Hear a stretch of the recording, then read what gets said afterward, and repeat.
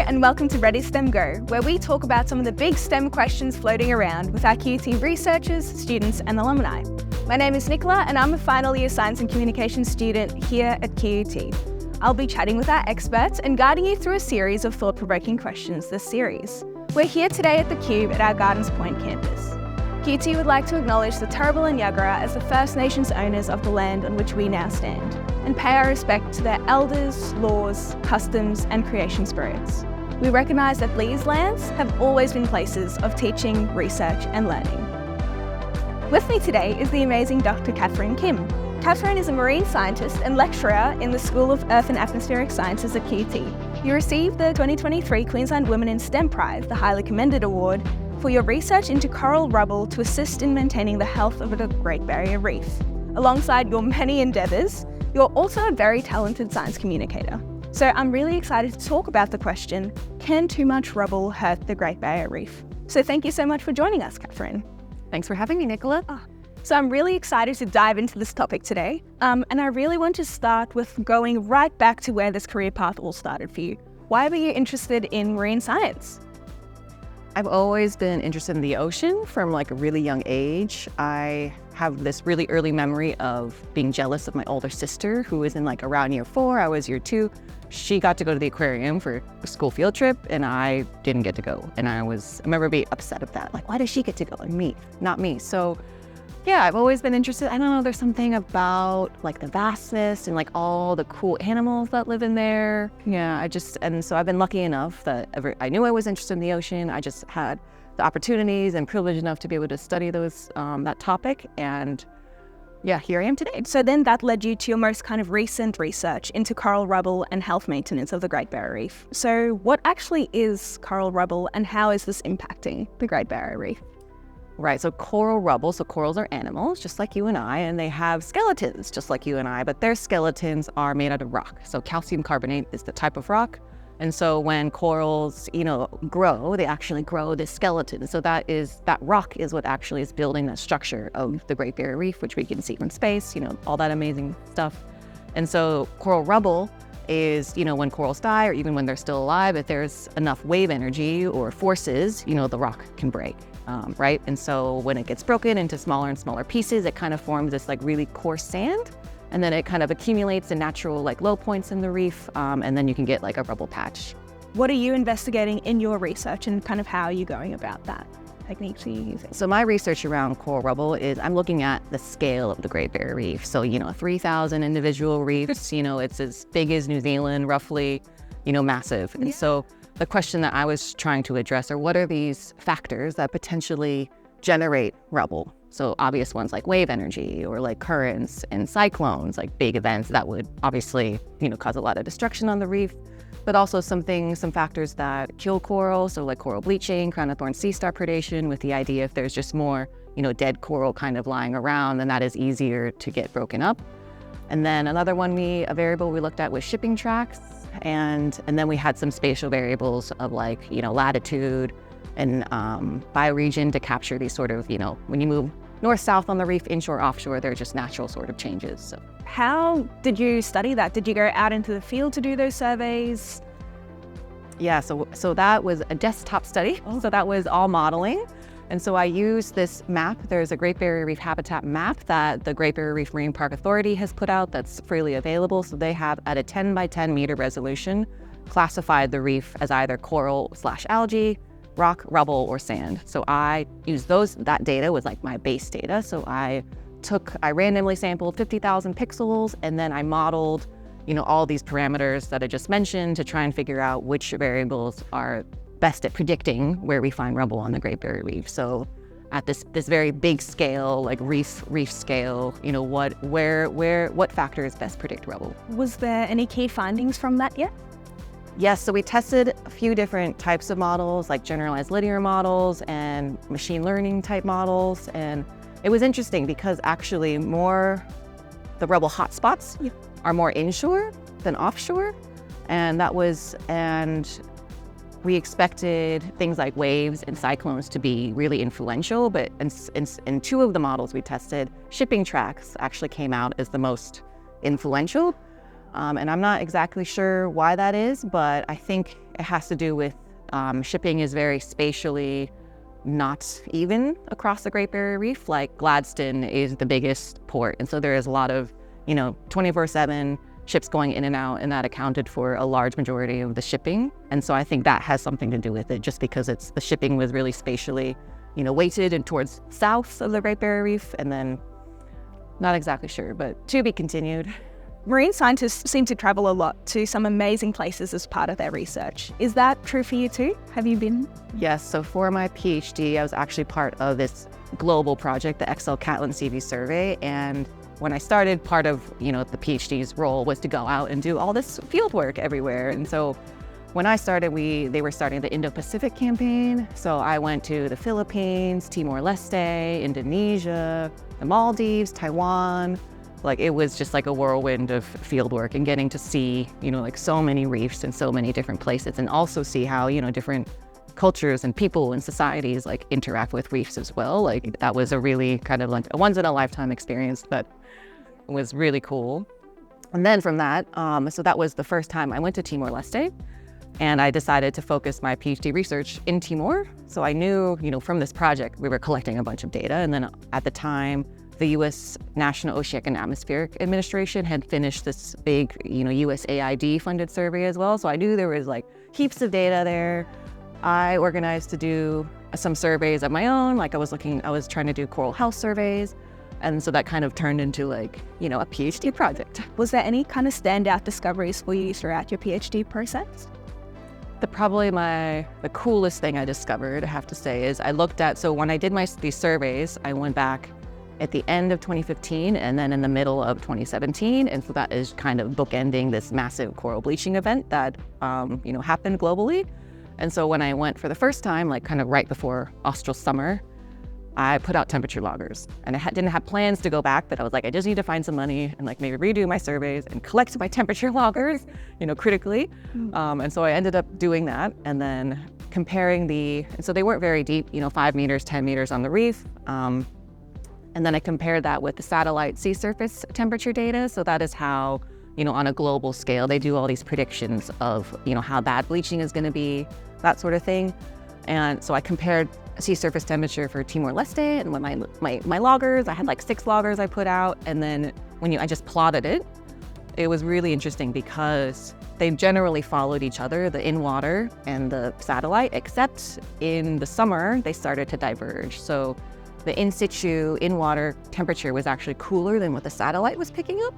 And that's a big deal because in the summer, that is when you get your maximum ocean temperature. So, the satellite was predicting, degree heating weeks is this metric of how bad the bleaching is going to be. So they were predicting like degree heating weeks of 4 to 6, which is like, it's not nothing. But then with the actual in-water temperatures was less and wouldn't have accumulated any of these degree heating weeks, which is, so there was this kind of protective factor. And I think it has something to do with the oceanography. Like Timor is right in the middle of the Indonesian through flow. And, the shelf is super steep. It just drops off to like kilometers deep, like 40K off the, the northern coast. And so there's just tons of water moving through there, water movement. It's like a corridor for whale migration, like all sorts of things. So I am guessing that has something to do with it. But the exact mechanism, not sure, but there was this clear effect in 2 summers in a row. What sort of skills do you need to be a marine biologist, and were there any that kind of surprised you along the way? So the obvious with the skills people think about is, scuba diving and like boating, things like that, which are important if you want to do field work, having your certs and your safety, like that is really important. However, like if you're going to do research as a marine biologist, the skills like coding, quantitative skills, like working with data, visualizing data, like that came as a bit of a surprise to me. And you just really can't get away from it nowadays. Like when big data has filtered down to coral reefs, like it is everywhere. And so that's something that I really enjoy coding, and I taught coding. When I was finishing my PhD, I had a temporary job at a library, basically teaching coding to, staff and students, and I found it really rewarding. And, it is a good skill to have if you're going to do any type of research, work with any kind of data, like coding will help you. You've also been active in the science communication space, including in your work with The Wonder of Science. So why do you think that science communication is important? It's so when you go to schools, it's like a feedback thing as well. Because when you go and you say, I study the reefs, like they're so excited and they have all these questions. Sometimes they're broader than reefs. They're like, why did the universe exist? I'm like, great question. Don't know if I could answer it. But yeah, like their excitement is just so fun, and just that curiosity that I think is really good to like encourage, and like, yeah, like that's a great question. Like maybe one day you can figure it out. And that kind of reminds me as well of why I got into science, because, sometimes with just life in general, you can get less excited about what you're doing sometimes. So that feedback is really good. But just making students aware that like science is all around them, like, in their environment, like in space, like, all the tech they're using, like the pencil they're writing with, like there's science around everything, and it impacts, their daily life. So they have an interest in, being curious and engaged in, in science in general. I mean, I think I'm also quite biased, but I think science communication is a very, very important field to engage the wider community. And another awesome initiative that you've been part of is the Brisbane Floods Hackathon. How did that come about, and how's your project? How's that progressing as well? Yeah, so that started right after the Brisbane floods last year. There were two academics in math, Dr. Kate Saunders and Dr. Kate Helmstedt, who were kind of 10 years ago with the 2011 floods, they were, post-grads, and they were out in, helping, part of the mud army, helping people, clean up. But 10 years later with this flood, they were reflecting on like, well, we have, all these technical quantitative skills, like how can we use those to help people? And so they organized this digital mud army hackathon. And so I joined along with a lot of other people. And so the project that I joined was this developing a flood vulnerability index for Brisbane. And so we were just, this was all on Zoom. This was the week when, everything was shut down, work from home again.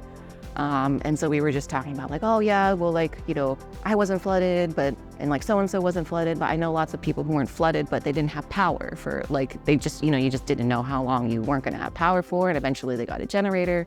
So how do we capture these sort of secondary impacts? So of course, the danger to life, property, flooding is the most important, risk. But then there's a lot of secondary ones like, power. And so maybe your residence isn't flooded, but the school your children go to is flooded, and then they have to be homeschooled again post-pandemic, for a week or longer, and how that, will impact people's, lives post-flood. And so we wanted to develop a tool, a spatially explicit index that would help capture sort of not just exposure, which is if you're flooded or not, but also these other, sensitivity factors, like maybe just different communities, like maybe international students or, English as second language communities, like they have different sensitivities. And then, just making communities aware of what those, points might be. And the whole idea was to get people to be better prepared, beforehand. And so, when there is, inevitably Brisbane will flood again. So communities will be better prepared and have less of this binary, like in the flood zone or out of the flood zone, but like, okay, I'm not in the flood zone, but maybe if I need regular medication, the pharmacy I usually go to, it's either flooded or I can't get to it because the road is flooded, like thinking beyond that binary and preparing for beyond that binary, flooded or not. Has anything kind of come of that project? Is it being implemented in any sort of way? What's the next steps for it? Yes, so we were finalists in the Natural Hazard Research Australia Disaster Challenge. And that was really interesting because we had this idea of being, academics and math people, environmental science people, like we're gonna make this cool map that's gonna be like Google Maps, the interface, you can zoom in and out, you can flick things on and off, like flood exposure maps on and off. And that's how we're gonna communicate our tool to the public. And then we had through being finalists, we were able to hold a workshop with stakeholders like councils and, Australia Red Cross, all these people who are on that disaster management, space.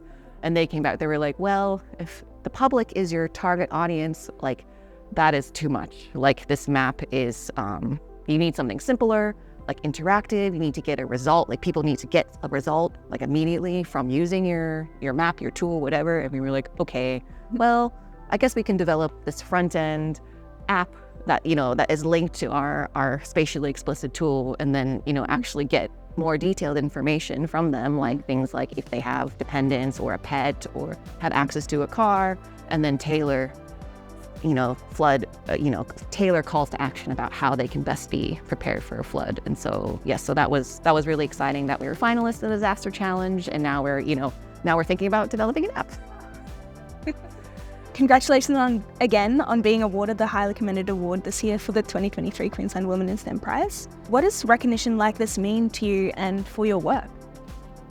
It's really great to have, marine science, the Great Barrier Reef, Queenslanders in the world, are really vested in the health of the Great Barrier Reef. So it's really great to be able to contribute to that, but also just, be a role model for, women and girls who want to achieve their dreams.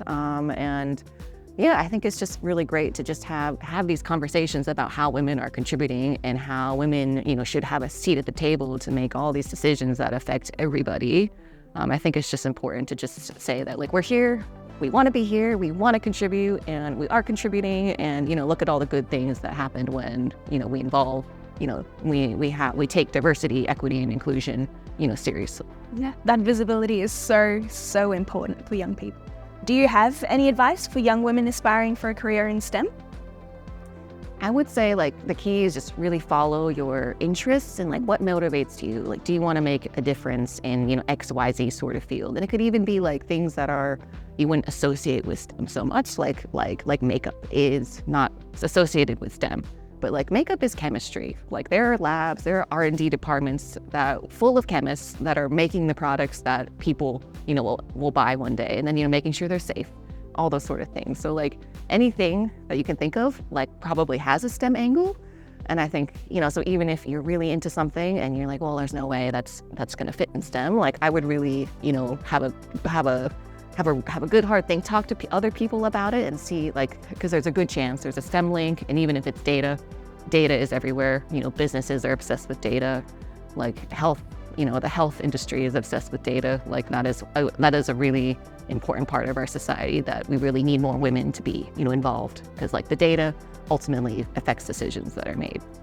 100%. What's been an inspiring moment from your time at Qt when you kind of realized the scale of impact that you can make in your career and as a marine biologist? I think one thing that now that I'm at Qt, I'm, post PhD, I can have students. And so having, that access to, train up and coming researchers and even just teaching, I talk about my research in my class, I teach the geospatial information science class, and marine science is what I know. So what I can share with them, it's easiest for me. So I talk about, that map I use and that map is satellite derived. And so that's a whole process of how to make, how that Great Barrier Reef habitat map came to be. And so I share things like that. And so I think, that's something that is newer to me, where now I get to spread my knowledge and wisdom to, students, train, PhDs, researchers in training, and then, tell them yes, you should really develop your coding skills. I think that's been really cool. And then just to be, I'm also, so that research, my rubble research is part of the Reef Restoration Adaptation Program, which is a really sort of groundbreaking, program trying to there's been this paradigm shift of conservation, traditionally, conventionally was protect it, set it, don't touch it, let it be, wild, I guess. But now it's very much that's not enough. We have to do, go to this active management. We need to intervene, because if we don't intervene, then, things might go really downhill really quickly. And so that's a whole new sort of, field of research almost of how do we best, with this uncertain future that's even more uncertain, with all these unknowns, with climate change, how do we make the best decisions we can with information and data and, what we do know about it. And then because it looks like if we don't do anything, it's definitely gonna not be a great outcome. So yeah, that's been exciting as well. Yeah, that's a really exciting emerging field, actually. Thank you so much for your time today, Catherine. I've loved learning all about your research into coral rubble and all the amazing other things that you're part of. To all of you watching, stay tuned for our next Ready STEM Go episode.